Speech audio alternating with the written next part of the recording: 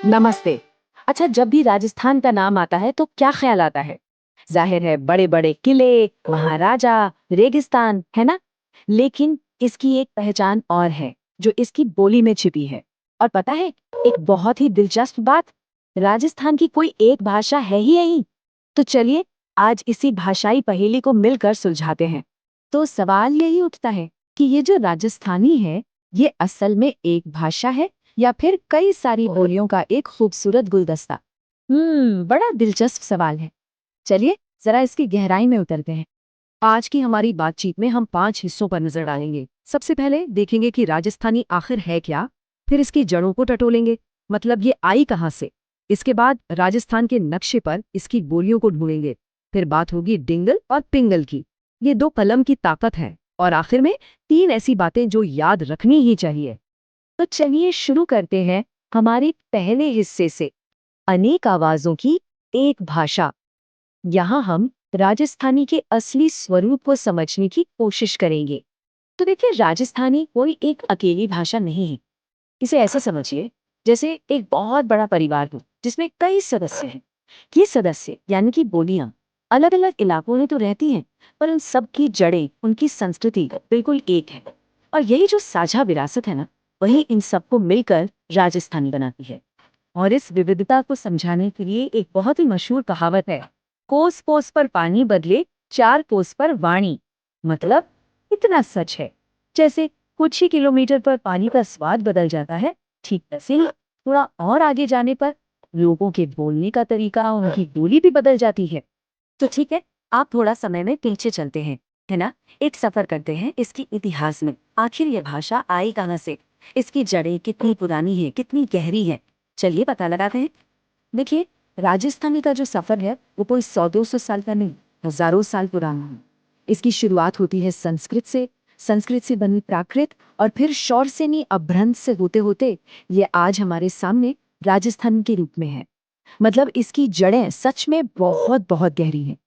और यहाँ एक मजेदार बात है, ये जो नाम है ना राजस्थानी, ये नाम दरअसल एक अंग्रेज भाषा के जानकार जॉर्ज ग्रियर्सन ने दिया था। उन्होंने अपनी एक बहुत ही मशहूर किताब लिखी, लिंग्विस्टिक सर्वे ऑफ इंडिया, और उसी में पहली बार इस पूरे भाषा समूह के लिए राजस्थानी शब्द का इस्तेमाल किया। ग्रियर्सन के नाम देने से पहले भी तो इसका कोई नाम होगा, है ना? तो हाँ, पहले इसे मरु भाषा, मरुणी या फिर मरुदेशीय भाषा जैसे नामों से जाना जाता था। और ये सारे नाम मरु से जुड़े हैं, यानी रेगिस्तान, जो कि राजस्थान की असली पहचान है। चलिए अब जरा राजस्थान के नक्शे पर एक नजर डालते हैं। देखते हैं कि कौन सी बोली किस इलाके की पहचान है, कहाँ की शान है। तो यहाँ देखिए, हर इलाके की अपनी एक खास बोली है। अगर हम पश्चिम की तरफ जाएं, जैसे जोधपुर, बीकानेर, तो वहाँ मारवाड़ी की मिठास मिलेगी। थोड़ा दक्षिण में उदयपुर, चित्तौड़गढ़ की तरफ आए तो वहाँ मेवाड़ी का रंग है।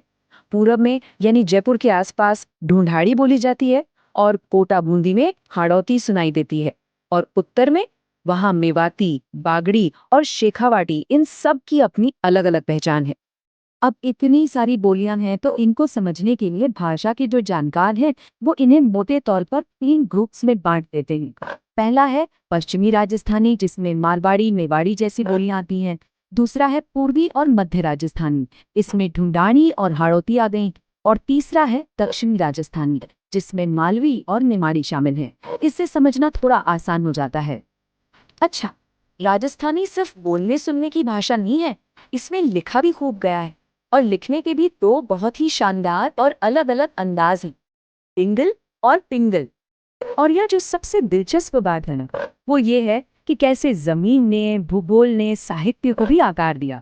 देखिए, पश्चिमी राजस्थान जो वीरों की भूमि मानी जाती है, वहाँ चारण कवियों ने डिंगल शैली में वीरता की कविताएं, गाथाएं लिखी।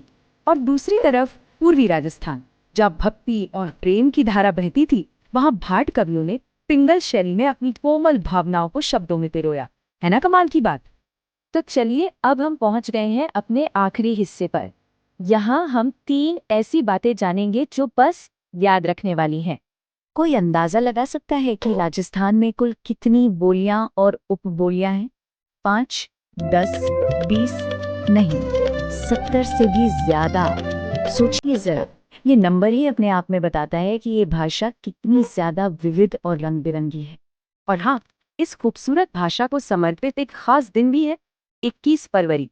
इसे राजस्थानी भाषा दिवस के तौर पर मनाया जाता है। ये तारीख हमें याद रखनी चाहिए।